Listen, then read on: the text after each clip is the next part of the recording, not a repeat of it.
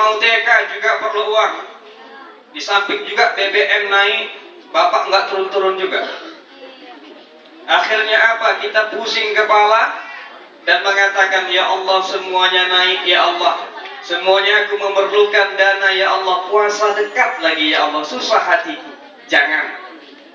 Gembirakan hati kita dalam menyambut bulan Ramadan. Yang pertama. Kemudian yang kedua, yang harus kita persiapkan menyambut bulan Ramadan ialah saling bermaafan. Ada budaya di masyarakat kita, saling bermaafan ini habis hari raya Idul Fitri.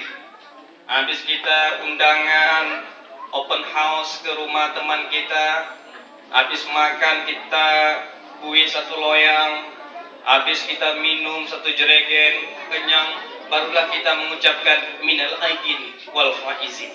Salah? Enggak. Tapi yang tepatnya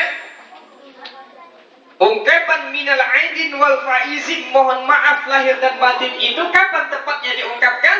Pada saat sebelum masuk bulan Ramadan. Kenapa? Ramadan itu bulan yang suci.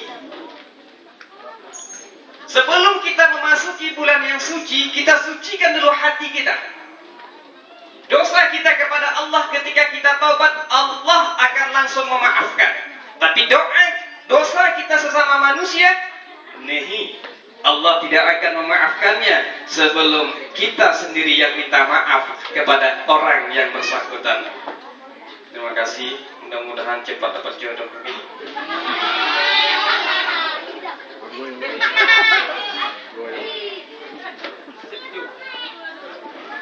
Oke, sampai di mana tadi? Sampai dapat jodoh. Oke, saling memaafkan. Kita ingin memasuki bulan yang suci, otomatis kita sucikan dulu diri kita.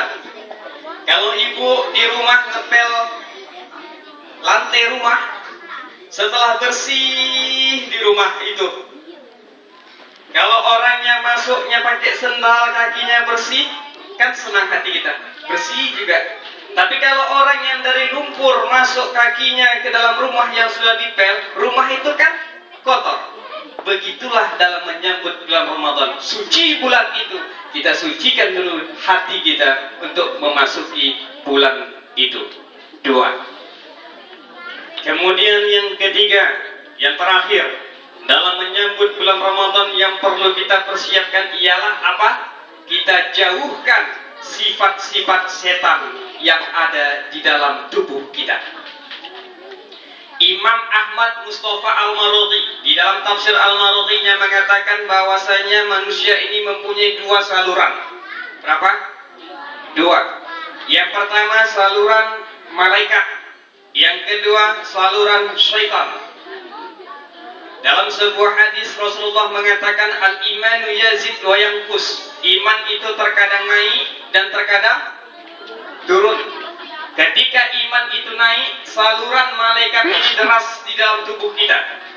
Rajin kita sholat, rajin kita puasa, rajin sholat tahajud, naik deras saluran malaikat di dalam tubuh kita. Ketika kita malas untuk beribadah, tengah malam bangun, tapi bukan untuk tahajud, buang air. Pada saat itu, saluran-saluran setan deras di dalam tubuh kita. Oleh sebab itu, sebelum memasuki bulan Ramadan, kita harus mengetahui sifat-sifat setan. Setan sesuai namanya, begitulah sifatnya. Hei. Setan, begitu namanya, begitu juga sifat. Setan itu seperti pohon mangga. Itu tadi. Pohon mangga yang itu tadi jatuh buahnya nggak akan jauh dari pohonnya. Berlari orang ini ngambilnya tadi. Tinggal aku sendiri. Emangnya enak dicuekin. Kalau buah mangga itu jauh jatuh dari pohonnya, berarti bukan mangga kita, mangga orang. Begitulah setan. Secara abjad bahasa Indonesia setan ada berapa huruf? Ini makin malam makin panas. Namanya Ustaz tengah malam. Berapa? 5. S-E-T-A-N. Jangan pandang saya kalau setan. Please.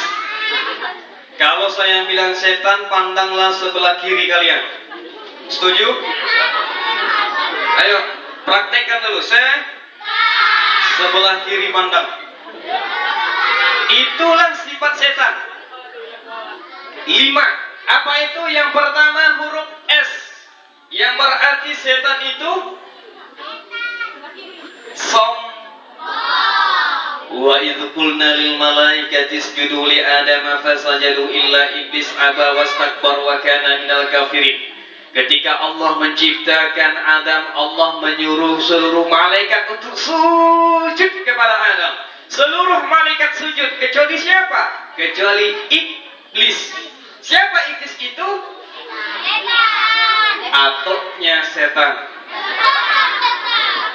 Akibat setan itu tidak mau sujud kepada Adam, maka Allah mengatakan apa wastakbar, tergolonglah engkau kepada golongan orang yang sombong. Orang yang sombong dekat kepada siapa? Akhir ayat mengatakan wa kana minal kafirin. Orang yang sombong